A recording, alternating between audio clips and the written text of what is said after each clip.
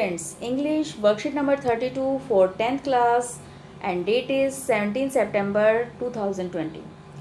Our today's worksheet is related to literary comprehension. यहाँ पर आपको आपकी लिटरेचर की बुक फर्स्ट फ्लाइट है, उसका सेकेंड चैप्टर है नेल्सन मंडेला.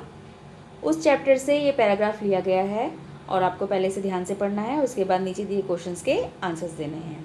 तो सबसे पहले आपको थोड़ा सा इंट्रोडक्शन देते हैं. यहाँ पर ये जो पैराग्राफ दिया गया है इसमें आपको एक इंसिडेंट के बारे में बताया गया है. नेल्सन मंडेला जो हैं, जब वो फर्स्ट ब्लैक प्रेसिडेंट चूज़ हुए थे, जब उनको पहले साउथ अफ्रीकन थे नेल्सन मंडेला, और साउथ अफ्रीका में बहुत लंबे टाइम से एक स्ट्रगल चल रहा था जिसमें कि जो ब्लैक पीपल थे उनको सप्रेस किया जा रहा था, उनको किसी भी ऊंची पोस्ट पर नहीं आने दिया जा रहा था, उनको भेदभाव किया जा रहा था उनके साथ. गोरे और कालों के जो लोग थे उनके बीच में बहुत ज़्यादा डिस्क्रिमिनेशन चल रहा था, भेदभाव चल रहा था.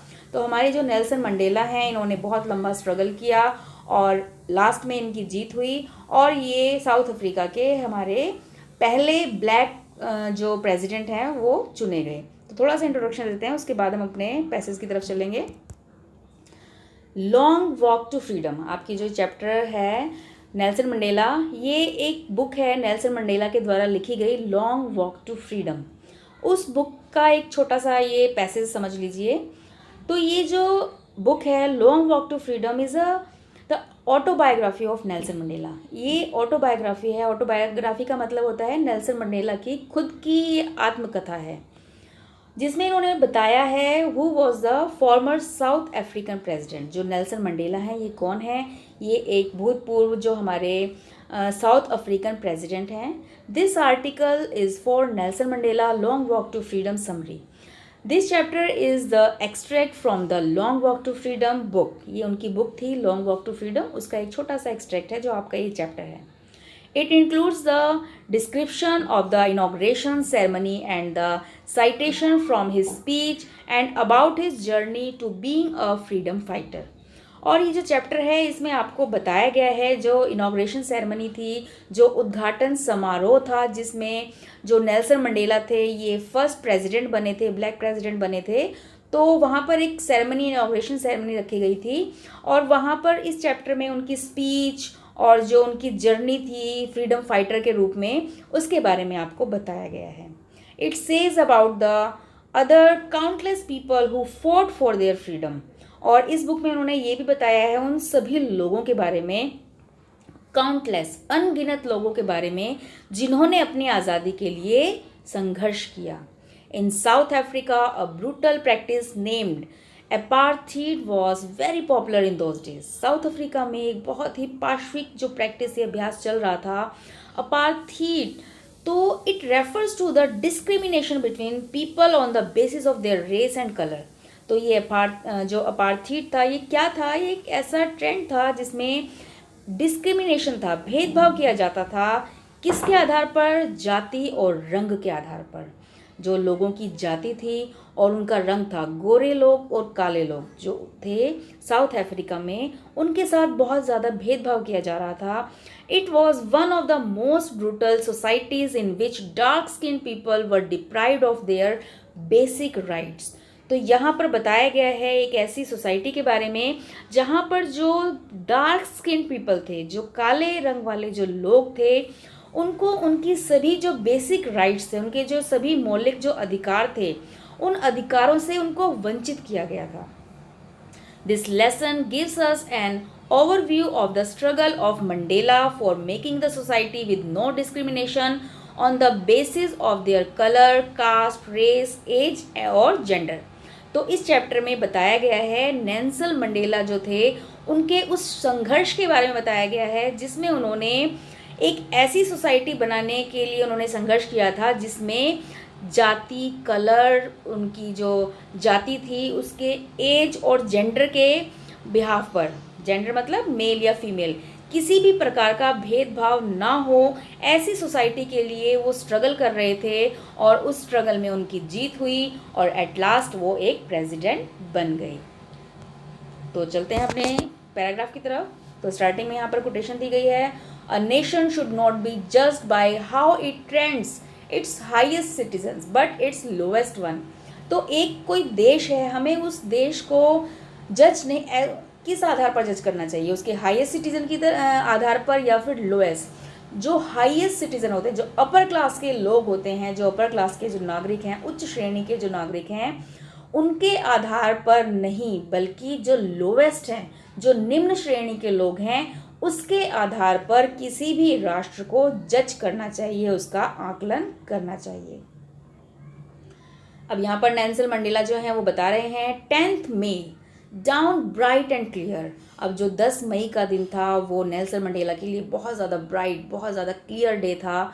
For the past few days, पिछले कुछ दिनों से I had been pleasantly besieged by the dignitaries and world leaders who were coming to pay their respect before the inauguration.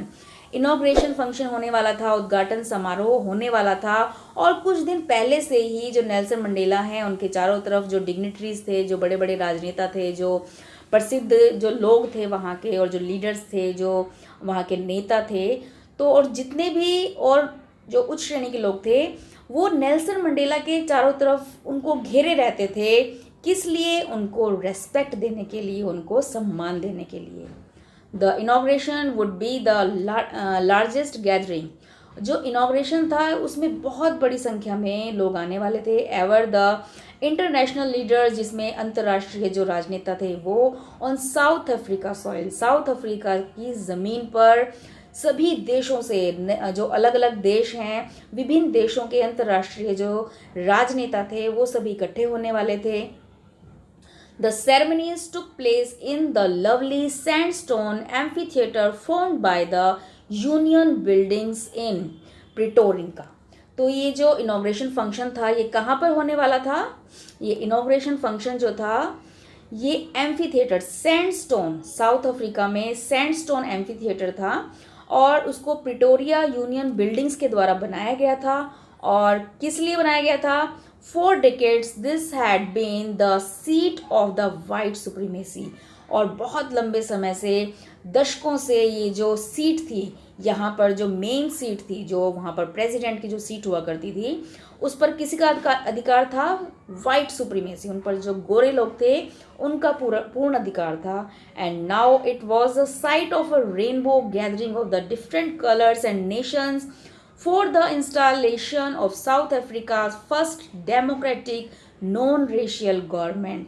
और आज वहाँ पर, जहाँ पर सिर्फ लोग, जो गोरे लोग हैं, उनका ही अधिकार हुआ करता था, आज उस ज़मीन पर रेनबो गैदरिंग, रेनबो मतलब विभिन्न कलर के, विभिन्न जाति के, अलग अलग रंग के, अलग अलग देशों के जो लोग थे वो इकट्ठा हुए थे। किस लिए?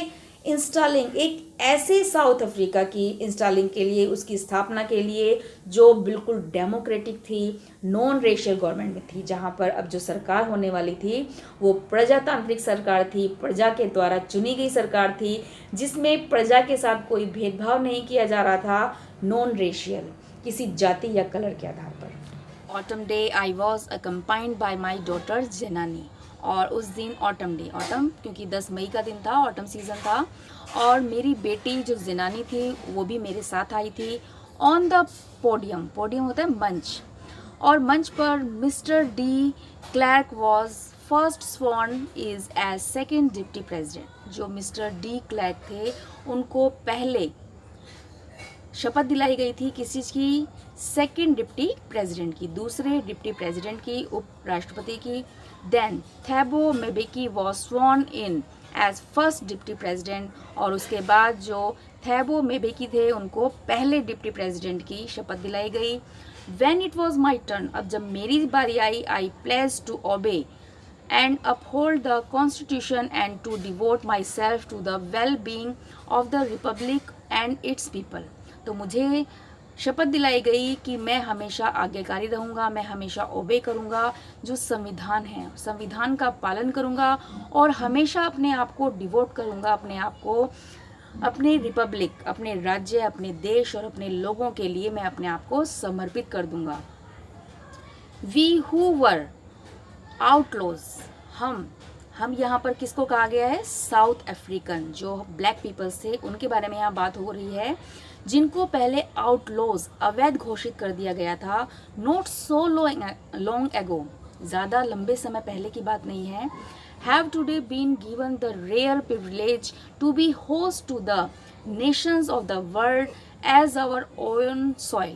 और आज हमें मौका मिला था, आज हमें प्रतिष्ठित किया जा रहा था, किस लिए, जो हमारी धरती है, हमारा जो देश है, उसी को होस्ट करने के लिए हमें सम्मान दिया जा रहा था।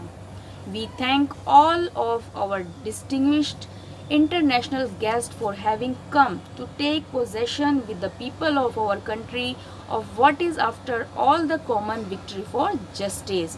और मैंने अपने सभी डिस्टिंग्विश, जो विभिन्न हमारे अंतर्राष्ट्रीय जो मेहमान आए हुए थे, गेस्ट आए हुए थे, तो मैंने उन सबको धन्यवाद किया, किस लिए, हमारे देश में आने के लिए, हमारे जो देश में हमारे जो लोगों की विजय हुई थी, विक्ट्री फॉर जस्टिस, न्याय की जो जीत हुई थी, उस पोजीशन में उस प्रोग्राम में शामिल होने के लिए मैंने अपने सभी अतिथियों को धन्यवाद दिया। For peace, for human dignity, we have at last achieved our political emancipation. और अंत में हमने अपनी राजनीतिक जो स्वतंत्रता थी उसको प्राप्त कर लिया। We pledge our self to liberate all our people from the continuing bondage of poverty, deprivation, suffering, gender and other discrimination। और हमने अपने आप से शपथ ली कि हम अपने लोगों को स्वतंत्र करेंगे, किससे, बॉन्डेज ऑफ पॉवर्टी, गरीबी की जो रेखाएं हैं, गरीबी की जो दास्ताएं हैं उनसे, डेप्राइवेशन, जो वंचित किया जाता है उस वंचित होने से, सफरिंग, सभी पीड़ाओं से, और जो जेंडर डिस्क्रिमिनेशन था, जो जाति और कलर के साथ जो हमारे साथ भेदभाव किया जा रहा था, उन सभी से अपने लोगों को आज़ाद करने के लिए हमने शपथ खाई, शपथ ली। Never never and never again shall it be that this beautiful land will again.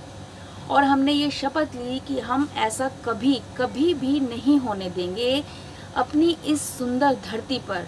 क्या नहीं होने देंगे, experience the operation of one by another, एक व्यक्ति के द्वारा दूसरे व्यक्ति का जो शोषण किया जाता है, उस शोषण को हम दोबारा अब इस धरती पर नहीं होने देंगे। The sun shall never set on so glorious a human achievement. और जो सूर्य है, जो भी चमक रहा है, ह्यूमन अचीवमेंट, जो मानवीय विजय हमें प्राप्त हुई है, उस विजय को हम ऐसे ही सूर्य की तरह चमकता हुआ रहने देंगे।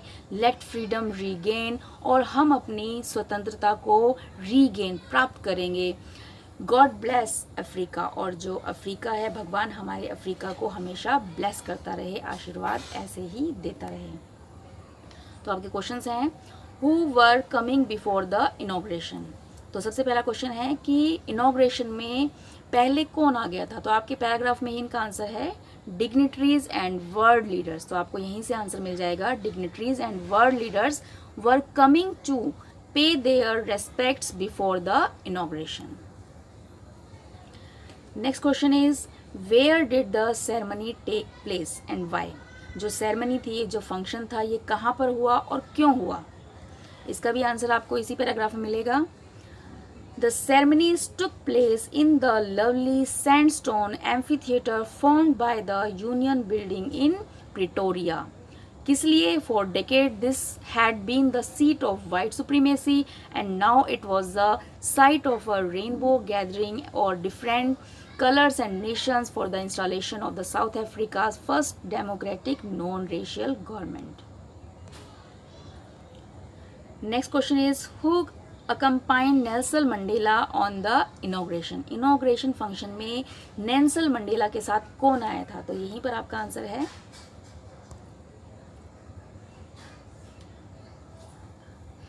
Nelson Mandela's daughter ज़ेनानी। तो यहीं आपका आंसर इसमें लिख देंगे, Nelson Mandela's daughter Zenani accompanied him. What does we refer in the first line of the passage?